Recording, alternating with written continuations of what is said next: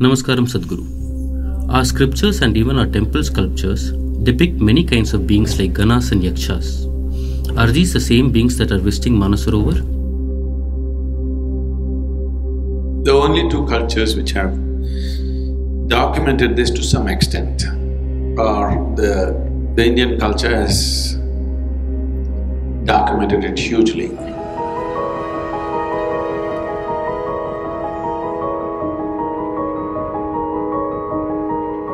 And the Greek culture has done it to some extent. About the nature, when we say beings from another realm, these are only two cultures which are describing definite forms. So here we have Yakshas, Gandharvas, Ganas, Kinnaras, Apsaras, Kritikas, and there's so many like this. I think we have well-recognized beings from other realms, at least over 11-12 varieties of them.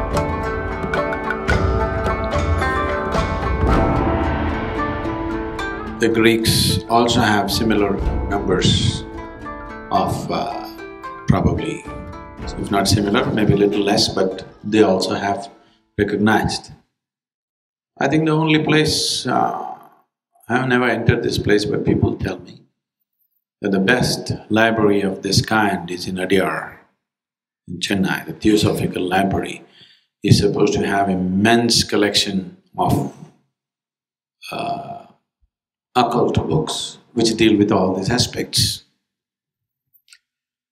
More than the spiritual process, it's the occult which explores these aspects because they're always looking how to use some kind of entity which has the necessary power, intelligence and access to do things for them. They're always looking how to enslave something, to use it for their own benefit. So the occult explores these things much more than the spiritual process. But in the spiritual process, I think Gautama himself talks a lot about these things. Gautama the Buddha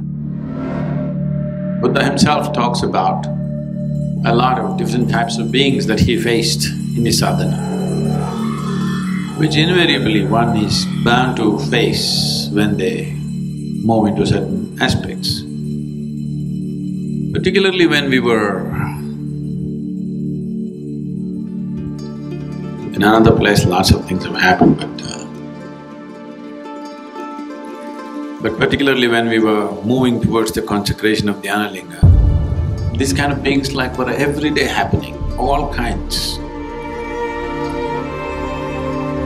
I'm not good at categorizing and naming them and saying this is this, this is that, but they're distinctly different, that's for sure, no question.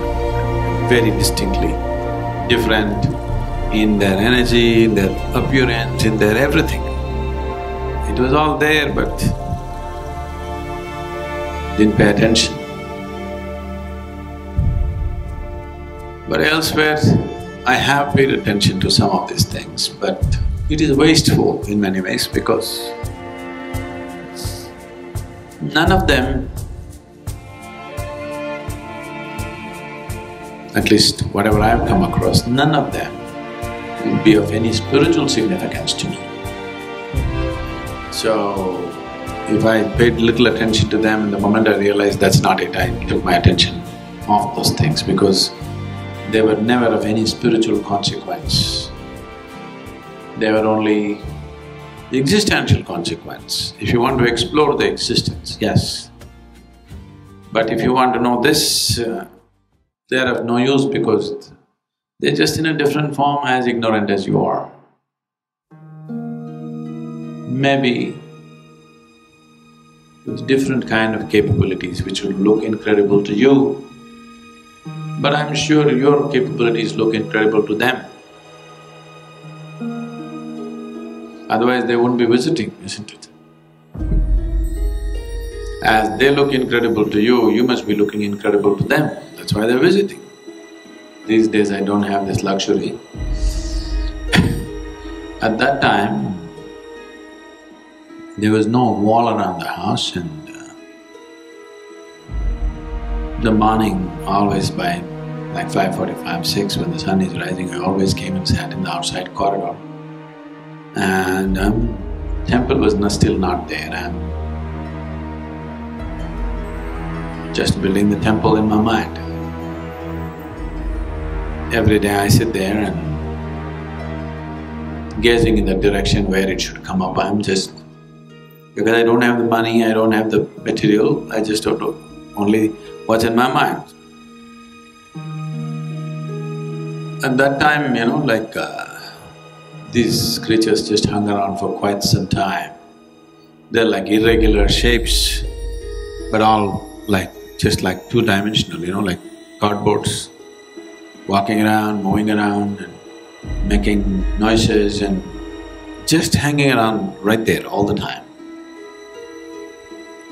Sometimes I could not ignore them because they were so noisy. And it so happened sometimes that,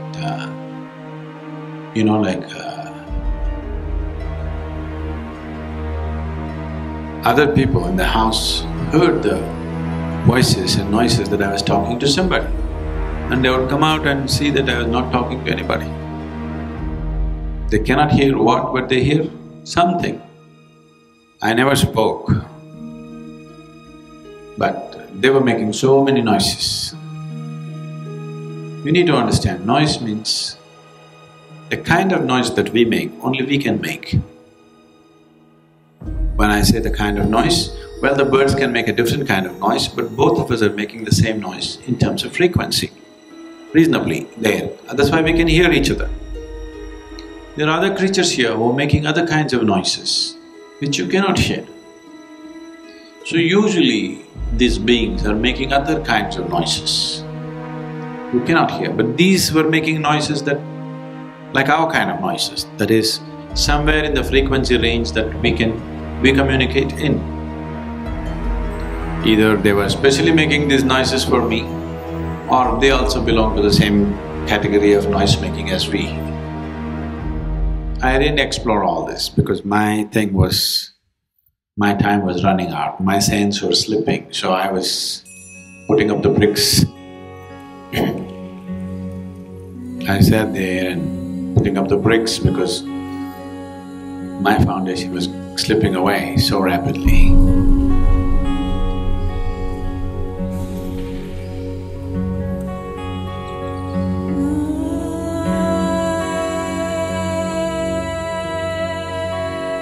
So, if their sound making is of the same frequency as ours, it is also possible that their thought making could be reasonably about the same frequency as ours.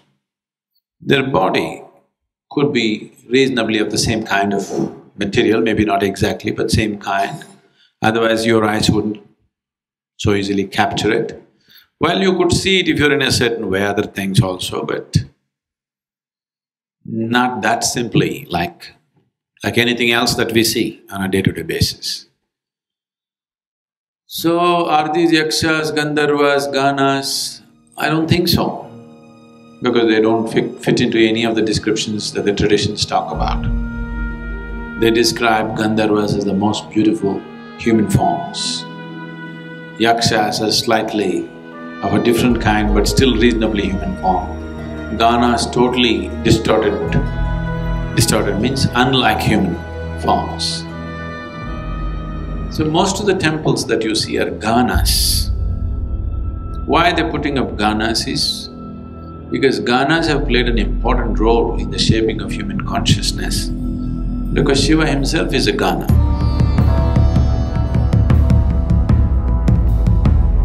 And because he's a gana, ganas hung around him, he's his people. But he put on a form. He put on a form, a human form, to be effective with human beings. But his friends remained in the same old forms. his form was powerful enough, impactful enough, they could manage their work without changing all of them. So Ghana forms are all over the place. Being human beings, we try to make it little like ourselves, slightly distorted, because we cannot imagine something which is totally unlike human. See, right now in front of the Bhairavi temple, two Ganas are sitting like this. Maybe they didn't look like that. But our human minds are such, a being means he must at least have a head. And then we can't, he just looks like a ball. We need two hands to make him look like a being. In our mindset, if somebody has to look like a being, he must have hands, legs, everything, you know. Maybe they didn't have any of those things. Maybe what I saw was the real Ganas, that they didn't have any form like what we think of. But over a period of time, artists…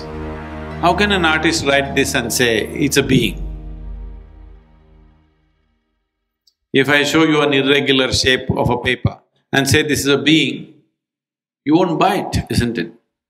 At least I must cut it reasonably human sense, this is a being, little like that. You are clearly cut like this, we'll make you like this and say this is a being, you say, oh, okay. At least a head and a body and some limbs, something needed, isn't it? For human mind to perceive. So over a period of time, artists might have went on transforming the forms. To a point where we made a Ganapati into a Gajapati. We made a Gana into an elephant, which is a serious big change, isn't it? Not a small change, very big change. Ganapati means the chief of the Ganas, that's what it means. So it is not just he went and slaughtered somebody's head and put it. He told the Gana, okay, I'll take your head and put it in the human body, at least you're halfway effective. Now I have made myself into complete human form. If I put a human body for you, only the head we are not able to create, you will be quite effective and he's effective, isn't it? We accepted him because he has a human body and a Gana's head. If he sat whole Gana, we kept him outside, we didn't worship him. We kept the Ganas outside the temple, but we took Ganapati into the temple. Why? Because he looks like us. So he might have thought through all these things and done it. Maybe at least he needed one assistant who looked reasonably human. Isn't it so? Maybe they just came just like how we saw them in the Manasura wars, just like that in bunches. Simply a certain kind. They knew in that form they cannot operate. So maybe they used the local earth to create themselves and they couldn't shape themselves properly. It went like this, like that. Even among human beings, everybody didn't come with the same shape, isn't it? So like that, they went in many shapes and they thought it's okay. As long as one man is looking acceptable, they thought it's okay. Maybe to go to a conference, he needed one more guy. So, he took off his head and put it on a human body to fulfill some immediate purpose, I'm saying.